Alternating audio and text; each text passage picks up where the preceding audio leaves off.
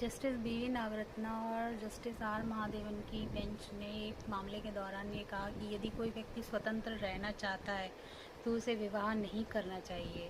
ये बात बिल्कुल सही है। यदि व्यक्ति की शादी के बाद भी स्वतंत्र रहने की इच्छा है तो ये बातें तो उसको शादी से पहले ही समझ में आ गई होंगी कि हम लोग या मैं किसी के साथ एडजस्ट नहीं कर सकता या कर सकती हूँ, तो ऐसे व्यक्ति को विवाह नहीं करना चाहिए। क्योंकि विवाह होने के बाद अगर कोई ये कहे कि मैं स्वतंत्र रहना चाहता हूँ, तो जब विवाह है ही एक बंधन, तो आप स्वतंत्र कैसे हो सकते हैं?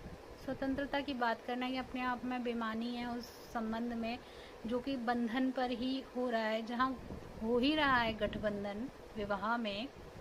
जब आप फेरे लेने बैठते हैं तो पंडित जी या जो घर के लोग होते हैं वो गठबंधन कराते हैं, तो जहाँ बंधन शब्द आ गया वहाँ से आप स्वतंत्र नहीं हो सकते। आप शादी किस लिए करते हैं? शादी करते हैं आप बच्चों के लिए, कि आप एक संतति को इस संसार में लाएं अपने जैसी, और जो कि संसार में आपका नाम बढ़ाए, यश कीर्ति बढ़ाए और आपका बुढ़ापे का सहारा बने। पर आप अगर ये कहें कि पति से मेरी नहीं बन रही है, मैं स्वतंत्र रहना चाहती हूँ, या मैं पति पर, या पति ये कहे कि मैं पत्नी पर किसी बात के लिए निर्भर नहीं हूँ, तो ऐसा नहीं हो सकता है। पति और पत्नी भले आर्थिक रूप से एक दूसरे पर निर्भर हों या ना हो, पर पारिवारिक रूप में, भावनात्मक रूप में, शारीरिक रूप में, मानसिक रूप में, हर जगह वो एक दूसरे से संबंधित रहते हैं और निर्भर रहते हैं। पति अगर कहीं जाएगा तो उससे पत्नी के बारे में, या पत्नी कहीं अकेली जाएगी तो उससे पति के बारे में समाज द्वारा कई सवाल किए जाएंगे। तो यदि आप शादी में हैं और आपके बच्चे भी हैं, तो आपका ये दायित्व बनता है कि आप उस संबंध को, जब तक आपको ऐसा न लगने लगे कि आप किसी राक्षस के साथ रह रही हैं, तब तक आपको ये निभाना ही पड़ेगा। यही समाज का चलन है।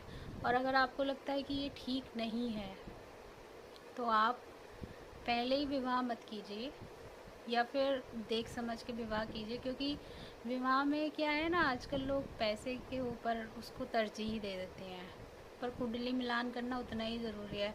आदमी भले इसे फालतू की चीज़ समझे, पर ये फालतू की चीज़ होती नहीं है। गुड़ मिलान और कुंडली मिलान दो अलग अलग चीज़ें होती हैं। तो अगर कोई ये कहे कि हमारे 36 में 36 गुण मिले थे फिर भी शादी नहीं चल रही, या उनके 18 मिले थे उनकी चल रही है, तो भाई उनकी ग्रह मैत्री और उनके भाव के हिसाब से, उनके लग्न के हिसाब से ग्रहों की स्थिति क्या है, कौन से ग्रह पीड़ित हैं, कौन सा भाव पीड़ित है, तो ये देखना ज़रूरी है। तो इसलिए मैं ये कहूँगी कि शादी से पहले कुंडली मिलान उतना ही ज़रूरी है जितना कि बाकी सारी चीज़ें आप लोग